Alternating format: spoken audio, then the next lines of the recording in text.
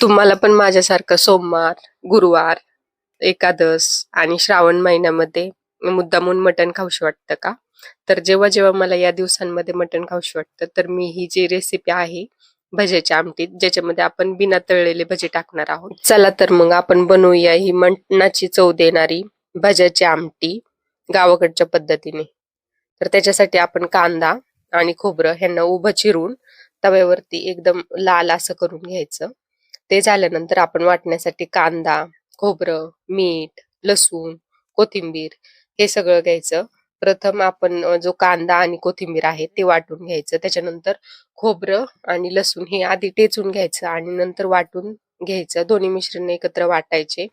चला तर आता आधी आपण आपल्या कढई मॅडमला गॅसवरती ठेवलं. त्याच्यामध्ये 2 पळ्या तेल टाकलं. नंतर आपला जो जे मसाले साहेब आहेत, जे सिक्रेट मसाला आहे तो टाकला.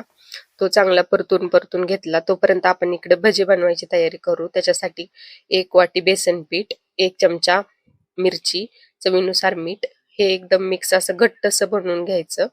घट्ट भजी बनवायला आपण जसं मिश्रण करतो तसं. त्याच्यानंतर आपल्या जे आमटीचं मिश्रण होतं त्याच्यामध्ये आपले शाही मसाले टाकूयात. घरची मिरची, मटण मसाला, कांदा लसूण मसाला, धना पावडर आणि हळद. मग ह्या सगळ्यांना परत परतून घ्यायचं. चांगलं तेल सुटूस्तोपर्यंत परत परत परतायचं.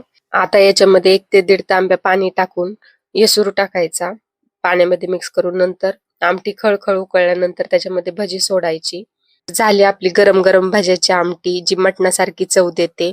अशाच गावाकडच्या चविष्ट रेसिपी पाहण्यासाठी जाता जाता आपल्या चॅनलला सबस्क्राईब करा.